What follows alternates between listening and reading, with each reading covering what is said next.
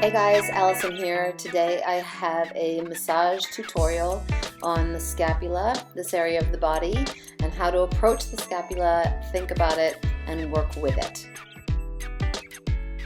So the first thing I like to do, obviously after I warm up the tissue, is make sure that the scapula is moving.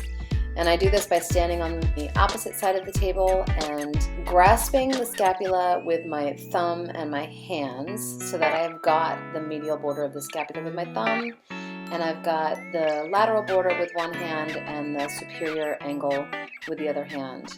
Once I've got this grip, I can start to get a good idea of how movable their scapula is. So I can rotate it up, rotate it down, and I can start to push it away from the spine, pull it towards the spine, and move it around and find out exactly how mobile my client's scapula is.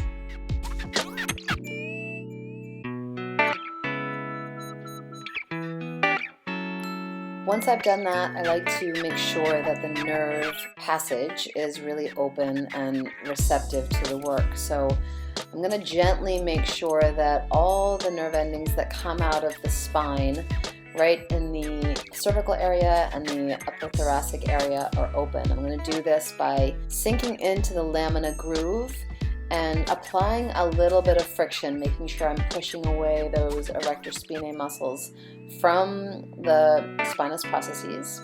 And then once I've done that, laterally I want to come down and do the same thing vertically. So I'm applying a little friction, making sure that that connective tissue is loosening up so that the nerves can talk from the scapula and back up to the brain.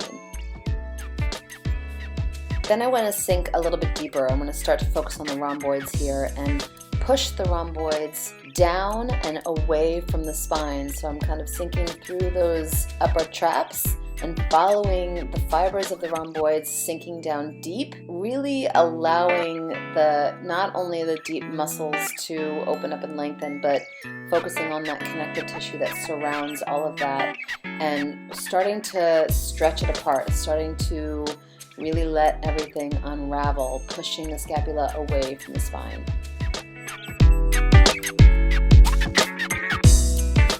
If I've got a client whose scapula feels like it's not moving or they're inhibited for whatever reason, I might want to offer a rolled up towel or a bolster underneath their shoulder. A rolled up towel works really well. This lifts up the scapula away from their rib cage and gives me a little more room to move. Once I've done that, I can sink a little bit deeper into those rhomboids and into the deeper muscles of the scapula, focusing especially on the upper scapula where it tends to stick a little bit more towards the rib cage. So I can sink in here, pushing that connective tissue away and allowing it to unravel. Really opening up the scapula, offering more movement, sinking down through the areas that feel particularly stuck. Another way I might achieve this is to come around on the same side of the table that I'm working on and use my fingers to hook into the medial border of the scapula and pull the scapula away from the spine.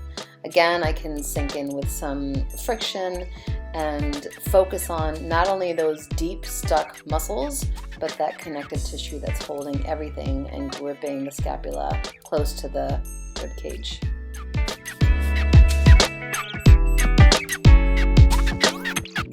That's it for this video. Thanks for watching. I've got more to come, so keep an eye out for more. If you like this video, please subscribe. Please click the thumbs up button below. Follow me on Facebook, Instagram, and Twitter. And if you have any suggestions of your own that you want to share in the comments below, please do. I'd love to see them.